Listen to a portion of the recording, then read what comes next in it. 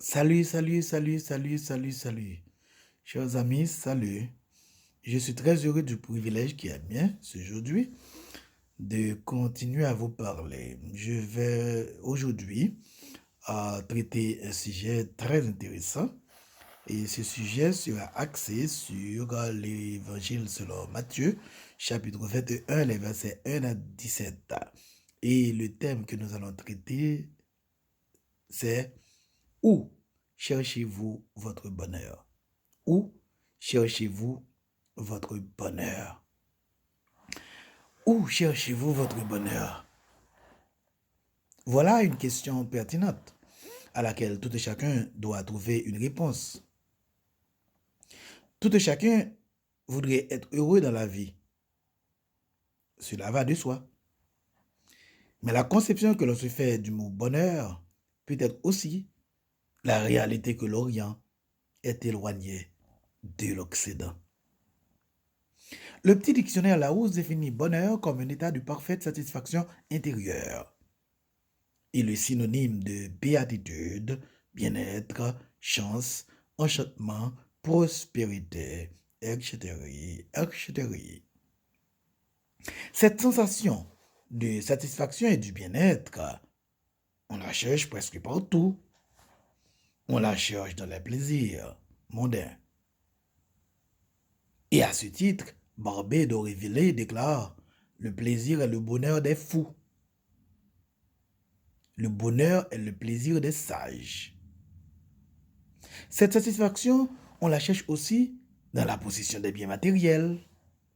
On la cherche dans la culture. On la cherche dans les religions humaines. On la cherche dans le sexe. On la cherche dans la drogue. On la cherche dans les boissons alcooliques. Et que sais-je encore? Le texte que nous avons aujourd'hui se rapporte à un grand événement qui eut lieu 2000 ans près. Il s'agissait de la visite historique de Jésus à Jérusalem, juste une semaine avant sa crucifixion. C'était le début d'une semaine décisive, très significative dans le déroulement du programme divin pour la rédemption de l'humanité. Une semaine lourde d'événements, chargée d'horreur. Semaine au cours de laquelle le Fils de Dieu, le Prince de la vie, va connaître la mort la plus ignominieuse que l'humanité ait jamais connue. La mort par la crucifixion. En ce jour que nous appelons le dimanche des rameaux, où Jésus fit son entrée triomphale à Jérusalem, tout le monde était en liesse. Et Jésus fut acclamé roi par la foule. Cette foule versatile qui chantait ce jour-là, Hosanna, béni soit celui qui vient au nom du Seigneur, Hosanna au fils de David. Et qui, quelques jours plus tard, criera, crucifie-le, crucifie-le, relâche-nous Barabbas. Aujourd'hui, au lieu de considérer uniquement l'événement en tant que tel, j'aimerais aussi attirer votre attention sur les effets que produisit cet épisode, c'est-à-dire la visite de Jésus à Jérusalem. L'accent sera mis sur les effets de la présence de Jésus afin de déboucher sur la réponse à la question « Où cherchez-vous votre bonheur ?» ou encore la présence de Jésus, la source du vrai bonheur. La présence de Jésus, chers amis, apporte la joie, selon les versets 8 à 11 de notre texte. Dans les versets 8 à 11 de notre texte, on nous parle des branches d'arbres et des vêtements. Et je vous dis aujourd'hui que les branches d'arbres et les vêtements étaient un symbolisme Nous lisons au verset 8, la plupart des gens de la foule étendirent leurs vêtements sur le chemin, d'autres coupèrent des branches d'arbres et en jonchèrent la route. Ici, c'est une forme d'accueil réservée au roi au temps de Jésus. C'est une façon pour la foule d'exprimer sa joie et sa grande satisfaction à la vue du Messie promis depuis longtemps. 1. Le peuple souffrait longtemps et attendait la délivrance. Environ 400 ans de silence de la part de l'Éternel, mais 400 ans de souffrance morale et de honte nationale. Tantôt, c'est la Perse qui s'érige en puissance mondiale pendant tout un siècle. Et bien que modérée et tolérante, cette domination ne pouvait nullement répondre aux aspirations profondes des Juifs. 2. Tour à tour, ce peuple du passé de la domination perse à celle des Grecs, de 331 à 167 avant Jésus-Christ, puis à une période d'indépendance de 67 à 63 avant Jésus-Christ, pour tomber enfin sous la domination de l'Empire romain de l'an 63 jusqu'au temps de Jésus. Le peuple était fatigué de la domination étrangère. Il n'en pouvait plus. Donc, les branches et les vêtements sur le bord du chemin étaient un symbole de joie et de satisfaction. Là, le cri de la foule. Les versets 8 à 11 nous parlent également du cri de la foule. Au verset 9, nous voyons le peuple chanter « Hosanna au fils de David ». Le peuple criait « Hosanna au fils de David ». Ici, le peuple semble exprimer son espoir que Jésus allait changer les choses. Ce cri « Hosanna au fils de David » nous fait tout de suite penser à l'allèle des psaumes 113 à 118 que le peuple de Dieu chantait à l'occasion des grandes fêtes nationales telles que la fête des tabernacles, celle de la dédicace et de la Pâque. En essence, le peuple chantait « Sauve-nous ». Il n'en pouvait plus. Il était fatigué de ses souffrances morales et de toutes les humiliations nationales qu'il avait connues dans son histoire. Mais avançons vers la ville et voyons qu'est-ce qui était arrivé. Verset 10 et verset 11. Toute la ville fut en émoi. Verset 10 et verset 11. Toute la ville fut en émoi. Lorsqu'il entra dans Jérusalem, toute la ville fut émue. Et l'on disait, qui est celui-ci? La foule répondait, c'est Jésus, le prophète de Nazareth en Galilée. La présence de Jésus apporte toujours de grandes joies. La présence de Jésus apporte de grandes joies dans la société, dans les institutions, dans les affaires, dans les familles, dans la vie des gens. Et dans le Nouveau Testament, nous avons l'exemple de Zachée. La présence de Jésus a transformé Zachée. Nous voyons ce qu'a fait la présence de Jésus dans la vie de Matthieu. Matthieu était un percepteur. Matthieu était un douanier. Assurément, il était un corrompu, parce que la majorité des douaniers sont des corrompus. Eh bien, la présence de Jésus a transformé la vie de Matthieu. La présence de Jésus a également transformé la vie de Paul. Paul, qui était un violent, mais était devenu un homme sage, un homme doux. La présence de Jésus a apporté à Zachée, Matthieu et Paul la joie. La présence de Jésus a apporté à Zachée, Matthieu et Paul le bonheur. Dans les versets 12 et 13, nous voyons que la présence de Jésus nettoie et purifie.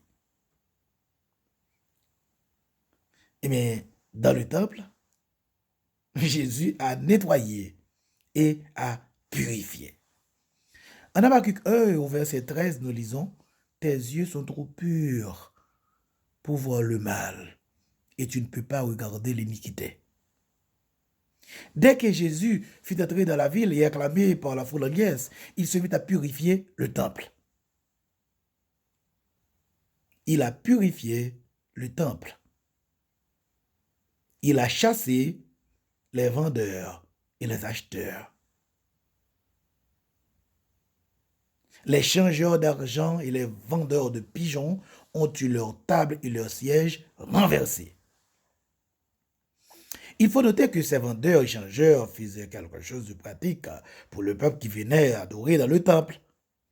Les vendeurs de pigeons rendaient service aux gaipeux, aux petites bourses. Les changeurs, eux aussi, rendaient service à tous ceux qui avaient avec eux des valeurs étrangères et qui ne pouvaient pas les utiliser sans les avoir échangées contre la monnaie locale afin de payer les contributions du temple.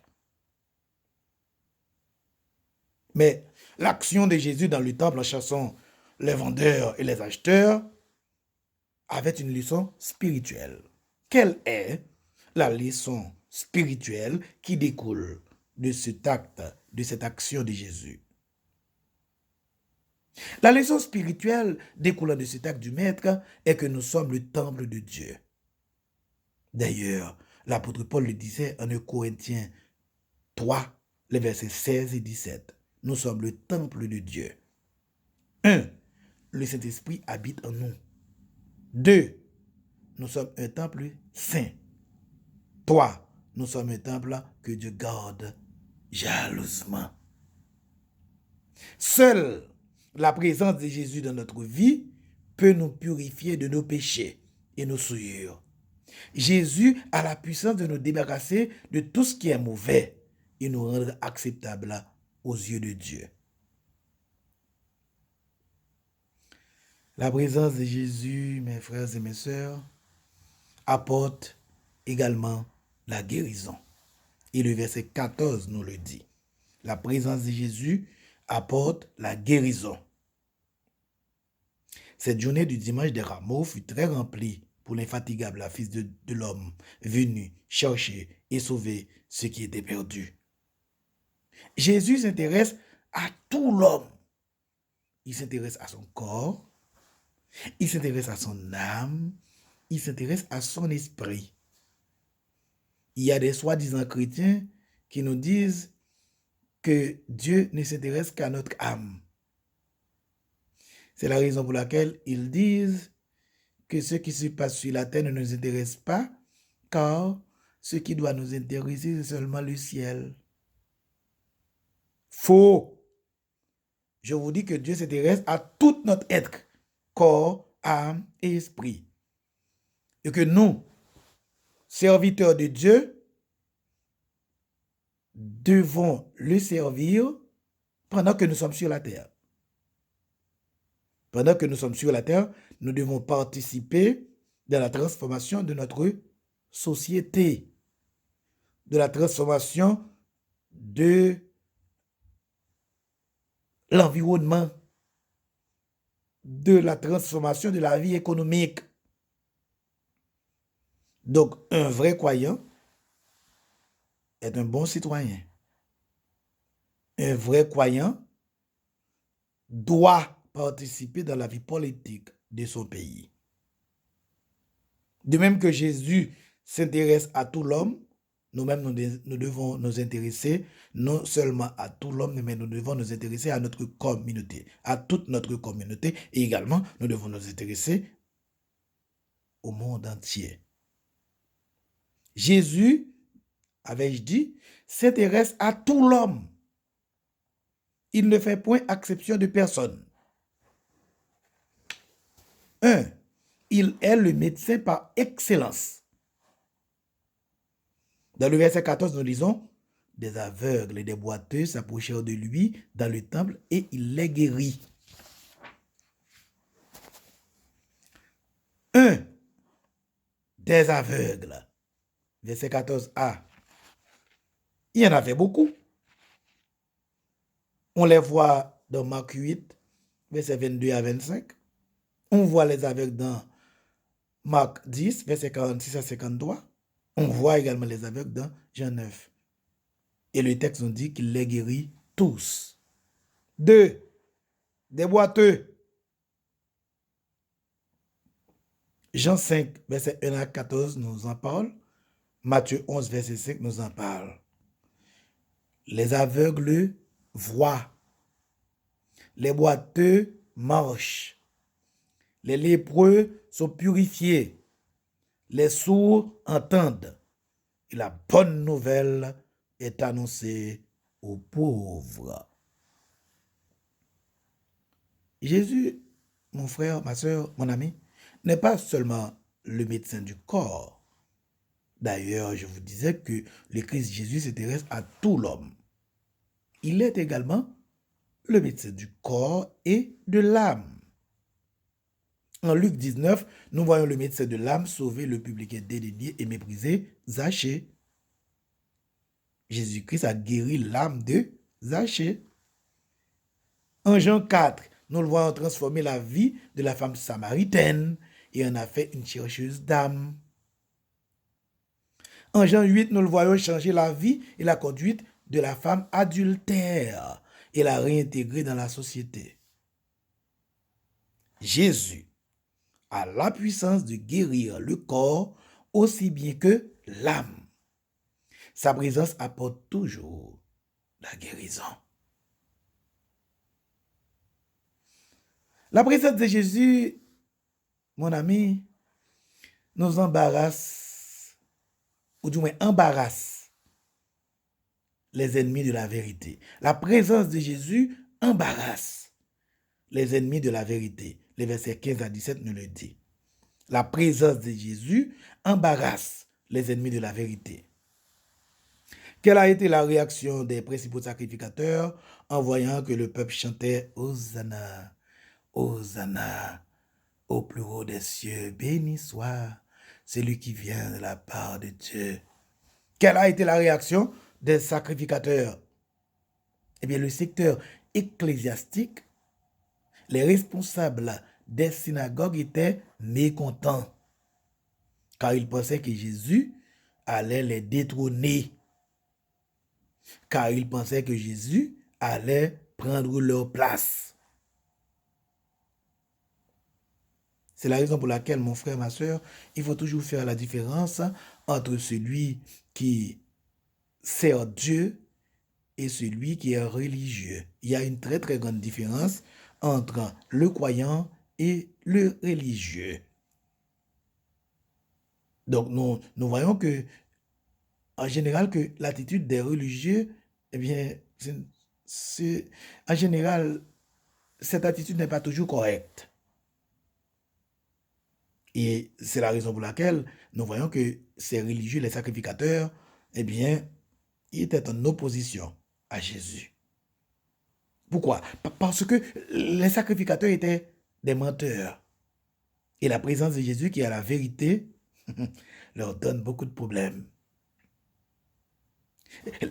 Les sacrificateurs utilisaient la religion pour faire de l'argent, pour se faire du pouvoir. Donc la présence de Jésus les a beaucoup bouleversés. Il n'y a pas que les sacrificateurs qui s'opposaient au Christ Jésus. Eh bien, les scribes également s'opposaient au Christ Jésus. Les scribes avaient une connaissance tellement approfondie, mon ami, de la loi mosaïque, qu'ils étudiaient et interprétaient, qu'on les appelait les légistes. Vous voyez qu'il y a une très grande différence entre un croyant et celui qui connaît beaucoup de choses de la Bible ou bien de la religion. Entre parenthèses, la connaissance ne fait pas de soi un enfant de Dieu. Nous ne sommes pas sauvés par la connaissance. Nous sommes sauvés par la grâce au moyen de la foi. Eh bien, les scribes avaient beaucoup de connaissances. C'était des érudits, des savants au niveau religieux. Les scribes, c'était des hommes puissants dont les décisions devenaient des lois. Et pourtant, Et pourtant, ils ne comprenaient pas la vraie mission de Jésus. Et parce qu'ils ne connaissaient pas la vraie mission de Jésus, ils s'opposaient à lui. Dans le verset 15 de notre texte, on nous dit que les sacrificateurs et les scribes furent indignés. Tandis que le peuple était dans la joie, le peuple louait, les malades étaient guéris. Eh bien, les sacrificateurs et les scribes furent indignés.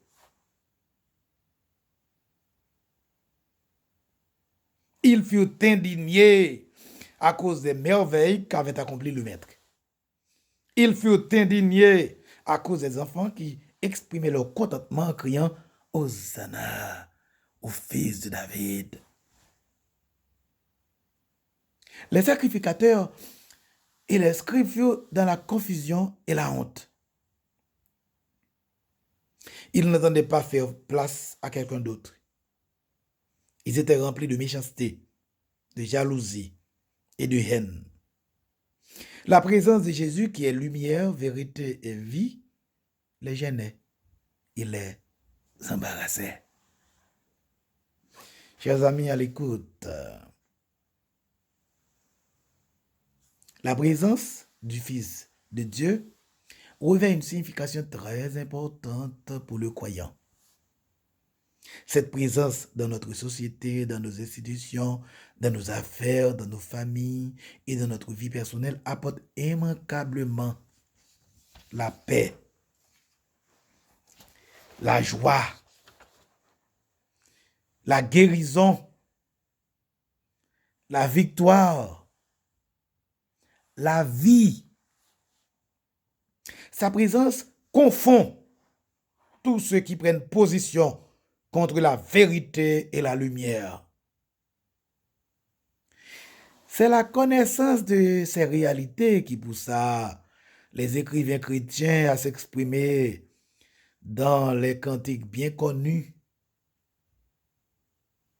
Jésus, ta sainte présence est la source du bonheur. Dans la joie et la souffrance, elle est le repos du cœur. Ou encore, Jésus, c'est dans la présence où nan moins prend plaisir, ou consoler dans grande tristesse, ou c'est joie la journée et chambre dans nuit, ou ban espoir, salut, richesse. Ah, mes frères et mes sœurs, la présence de Jésus apporte la paix, apporte la joie, apporte le bonheur. Je t'invite à avoir notre Jésus dans ta vie. Si tu es un pécheur comme la femme adultère, eh bien, il peut transformer ta vie. Si tu es un corrompu comme Zachée, il peut transformer ta vie. Si tu es un violent comme Paul, il peut transformer ta vie. Si tu es malade, il peut te guérir. Il peut te guérir physiquement comme il peut te guérir spirituellement. La présence de Jésus apporte la paix, apporte la joie. La présence de Jésus nous donne la victoire contre nos ennemis. Attaqués par les méchants et les criminels, eh bien, nous ne faisons rien et nous ne pouvons rien faire. C'est Dieu qui combat pour nous. Lorsque les gens autour de nous veulent que nous soyons tristes, sa présence nous apporte la joie. Lorsque les gens autour de nous veulent nous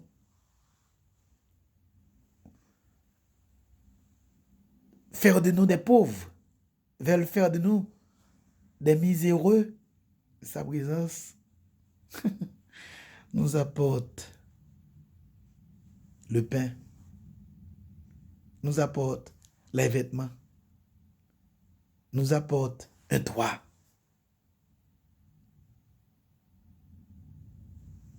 La présence de Jésus dans notre vie nous donne la victoire sur le diable. Oh, que c'est bon d'avoir avec soi le Maître, le Tout-Puissant. Et je te conseille, mon ami, d'avoir dans ta vie le Christ Jésus. Que mon bon Dieu te bénisse. Que mon bon Dieu vous bénisse tous. Je vous aime au nom de Jésus. Que Dieu vous couvre de sa joie. Vous qui êtes dans la tristesse maintenant.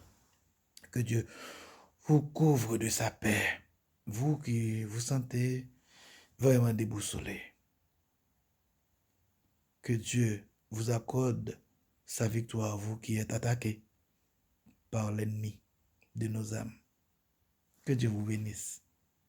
Amen.